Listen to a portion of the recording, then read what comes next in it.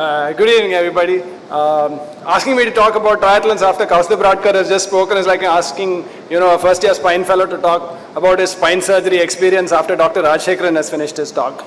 But I'm going to try and tell you how my life is moving forward from this healthy spine fellow in 2011 to this novice runner who went on to run a lot more and do some half-iron triathlons. And finally, to this guy who's still continuing to do this 12 years down the line, while still practicing spine surgery and keeping that as my profession. So I need to disclose this, that I'm a little bit of a masochist. I enjoy punishing myself, both in the gym as well as running and cycling. I own 3 cycles and 5 pairs of running shoes, and if you ask Kaustubh Radkar, he'll probably say that's not enough. I wanted to run this morning in Pune. That line was put in earlier. But I've been running and doing triathlons for the last 12 years. Now, what I want to talk to you about is managing time, understanding what the triathlon community means for people like us, how it helped me explore my limits and understand my weaknesses, understanding what fitness and body composition is to a certain extent. And then there's the dark side, the side that Insta doesn't show you.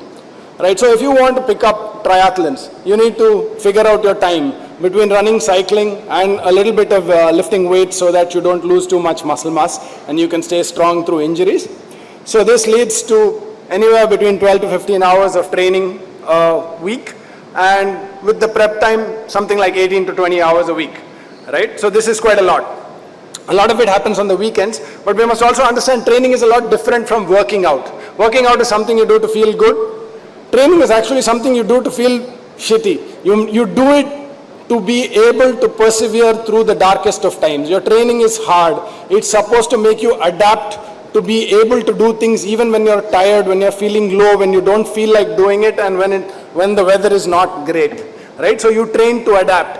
And fatigue is not is a feature. It's not a bug. You're going to be permanently tired, fatigued through the day, and you learn to live through that and train to that. And you have to train alone for many hours on end. So the training is really hard, lonely, and boring. This is so that the race is fun. Right? So to do this, you need to prioritize. So you'll be that boring guy who drinks lime sodas at the party and leaves by 9 p.m. and sneaks a nap in the OT lounge in between cases. You need to allow yourself a little bit of bandwidth to fail, to miss some workouts, probably sleep a little bit more to recover. But when you're thinking about something big like a triathlon, like a half Ironman or an Ironman, then you need to start small and you need to build slowly. It's the boring consistency of doing small things over a long period of time than the dramatic episodic heroism of doing one big workout. So through all of this, you must remember your why. Now this is me running on the sea link for the Mumbai Marathon, and just above that, and that's my sister next to me who's also an Ironman.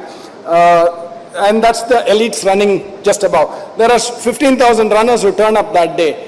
A lot of them will finish faster than you. You can't compare your finish times with somebody else. You have to compare it only with yourself. So the joy is in internal comparison. The joy is in the process of getting there rather than in the product of the timing. The community is really important, and as Abhay will vouch for it, many a time we've finished ASICON and gone straight ahead to run the Mumbai Marathon or the Mumbai Half Marathon. We try to sneak in runs with Vamsi and Rohit. I've done this at many ASICONs, run a 10K in the morning and then we're at the party in the evening. The group keeps you accountable.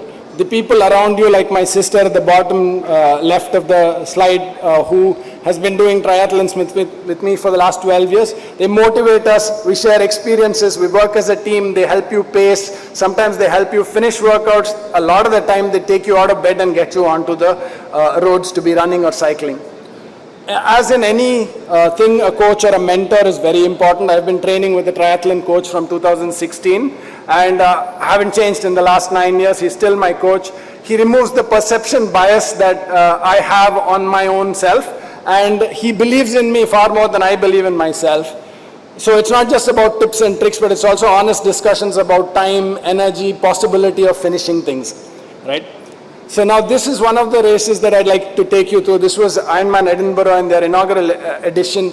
It was a very nice, pleasant 12 degrees cold water and choppy like that. At least 40% of the participants didn't enter the swim.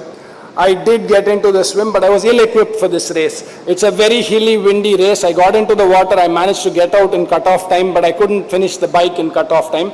It was, as you can see, 1,200 meters of elevation gain over 90 kilometers and very, very windy. I was not prepared for it at all.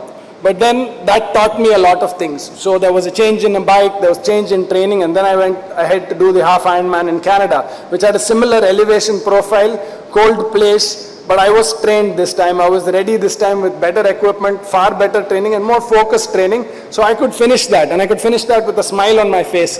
It was really something that taught you how to persevere and how to prepare for something like this. Now you see, my fitness has changed. The way I look has changed, and a lot of people who have been coming, seeing me in ASICONs over the years have seen me move from this overweight 10K 74-minute guy who had a hilarious diet and very questionable fitness to this guy who was doing a 52-minute 10K, much, much thinner, 76 kgs, down nearly 20 kgs, regular triathlons, very little weight training, to how I am now, which is somewhere in the middle, but I'm a lot more consistent with my strength training. I've put on muscle. My BMI is still high, but my fat percentage has come down now. So all of these are funny little numbers which you don't need to look at, but you need to look at these numbers in a way that is constructive to you. Weight is a number that is unimportant. Performance and staying fit is very, very important.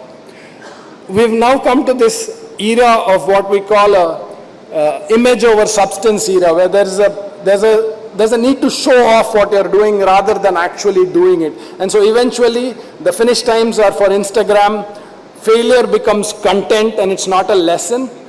You need to understand that growth comes from going deep. It comes from exploring limits. It comes from risking embarrassment and falling short. So it's boring, it's repetitive, and it just doesn't fit well into the Insta reel. So don't fall into this. Get into this, the system that you need to be with the process and work really hard with your fitness to get where you want to be. I want to leave you with these 3 quotations. Especially in triathlon, success is the sum of small efforts repeated day in and day out. Whether you think you can or you think you can't, you're right, especially in an Ironman. And it's supposed to be hard. If it wasn't hard, everyone would do it. The hard is what makes it great. Thank you. Thank you, Dr. Parth, for an excellent presentation.